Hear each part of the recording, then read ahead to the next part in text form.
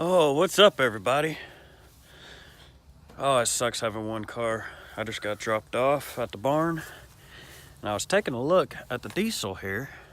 Now, a couple vlogs ago, not a couple, several vlogs ago, we had the belt blow off, and I smelt some coolant. Here goes the coolant, or the water cooler, whatever they call it on diesels. I still call it a water pump, but look at this. I don't know if y'all can see that, but it's locking up, and you see that? Yeah. I don't think it's supposed to do that, so I gotta get a water pump and a belt. Get a belt too, as well. But since I'm here, other than feeding the horses, pretty sure I seen the deer on the other side of the property when we were pulling up. So I'm gonna come back here and see if I can retrieve my tree stand and get it out for my next hunt.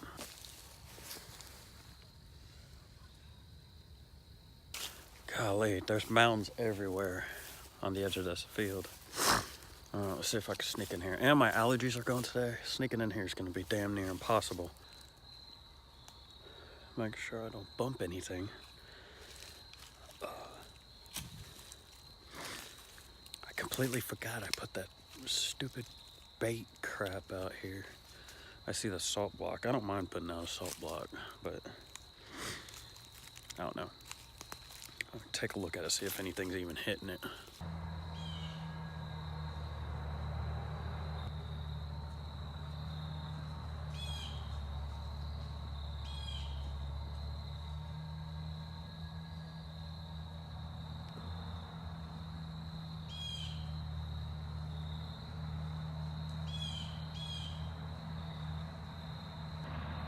What the hell?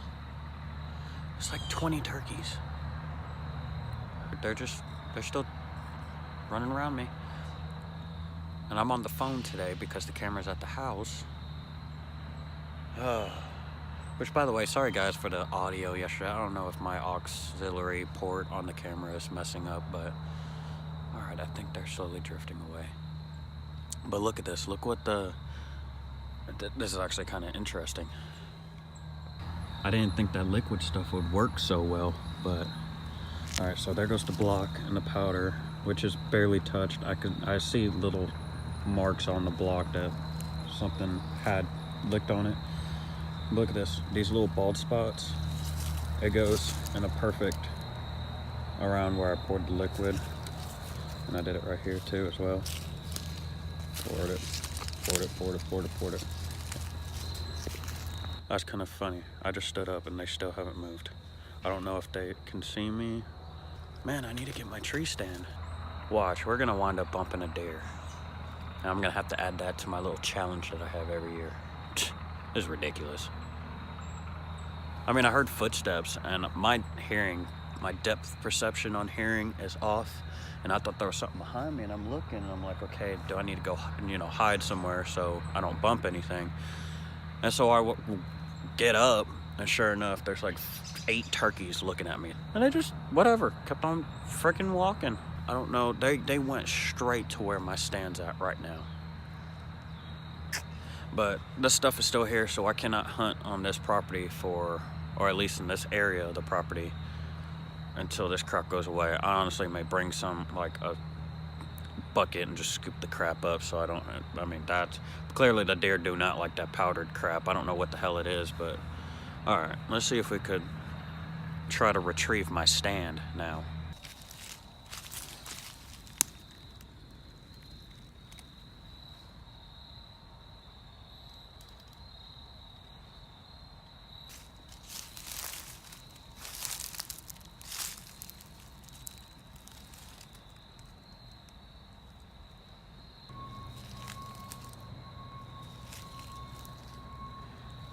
Got a mechanic shop right here on the long side.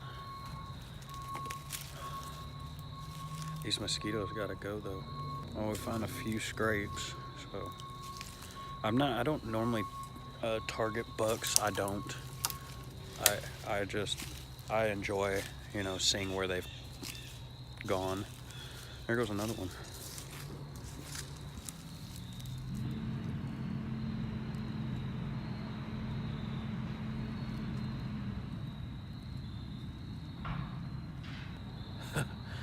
There's a couple of them around here. There is.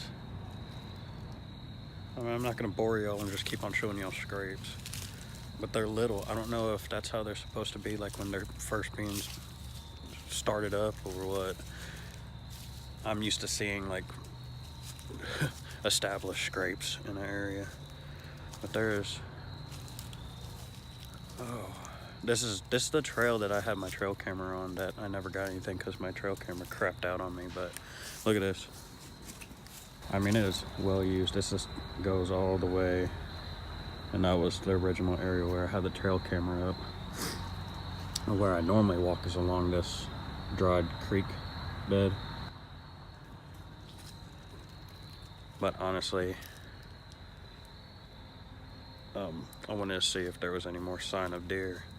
See, they run through this trail right here, and look where my tree stands at. Right there. Oh, yeah, there you go. That's smart, Lenny. Let's run into stuff.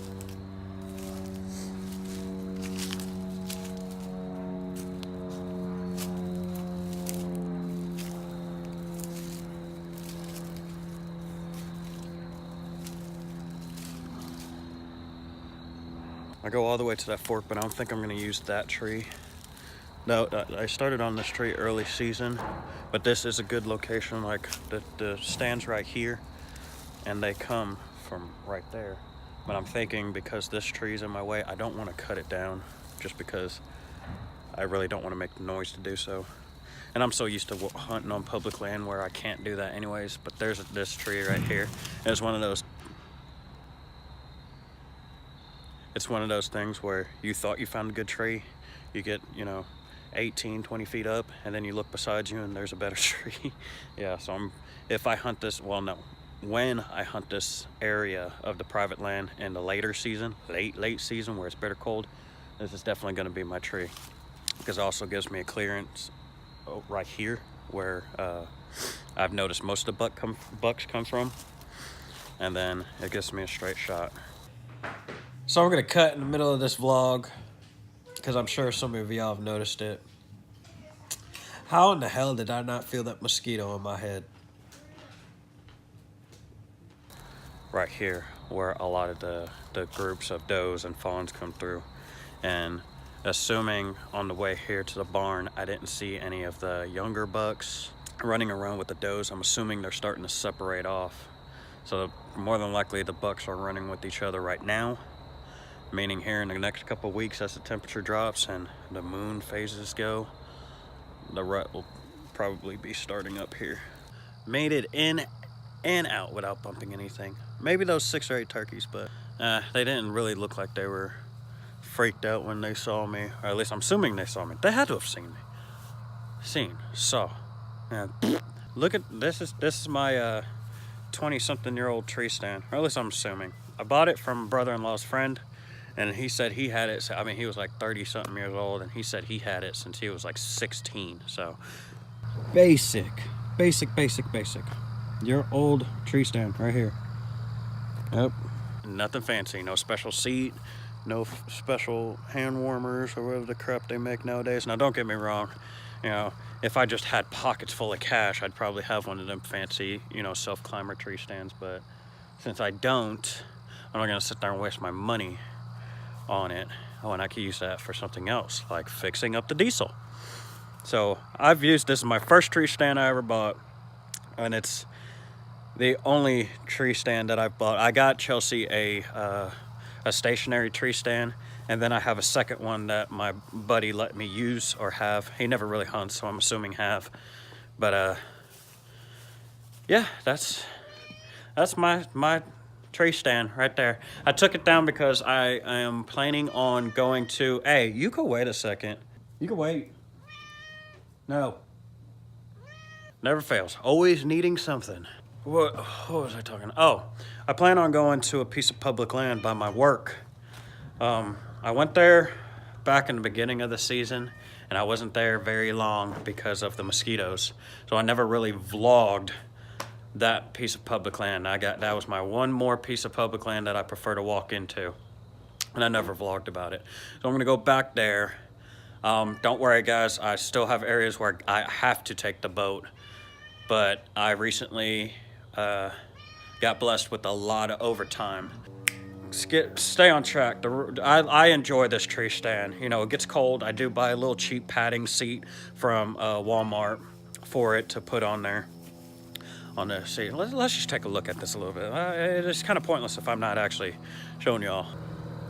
All right, so this just a simple strap to keep it together. And that same strap, I strap along here, like across here, and that's what I put my feet in to climb. Done it for years. It's never failed me. I may update the strap just to be on the safe side, but I can adjust the strap to whatever boots or shoes that I want. I've even one time climbed this barefooted just to see if it would still work, and it did just fine. Loud tree stand. Loudest tree stand I've ever heard.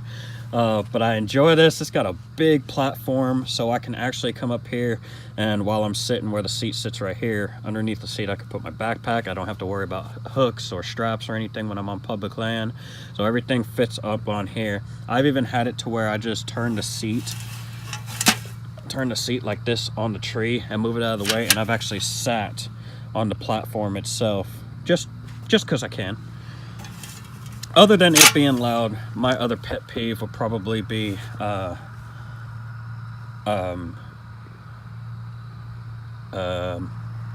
don't think I really have much of a negative to say about this tree stand. Here goes mosquitoes. All right, now I'm going back in the barn. I showed you the tree stand. Now I'm going back in the barn. For some reason, the mosquitoes don't really go into the barn. All right. Actually, there is. Other than it being loud, and I'm not worried about the heavy, but it's awkward. I keep on telling myself for the past like 6 years that I'm gonna buy like the backpack straps for your stand so you could climb in or carry it that way or whatever. And I've never done that. I normally go in the night before, find the tree, put the stand there because it is loud, and then go back there the next day and hunt. And I mean, I've gotten to where I can sneak in and put it in that same morning and not make any noise on it, but I don't know. It helps me. It teaches me to be quieter. It also gives me a little bit of a workout going in, warm me up on the late seasons. But I mean, honestly, I'm not a very picky person. I can make something that's so simple. It may be uncomfortable some days, but you put a nice 2-inch thick foam padding from Walmart on it, you're calling yourself a nice 8-hour hunt, regardless if you get anything or not. At least you're up there just enjoying whatever comes your way. Well, while I wait for Chelsea to come pick me up, I'm gonna go ahead and finish feeding the horses, do some of the chores here that I need to do at the barn, and then go ahead and I have to do my evening chores on the farm itself. And I'm going to have to work on this project that I have going on at the house, which needs to be done before the colder months hit.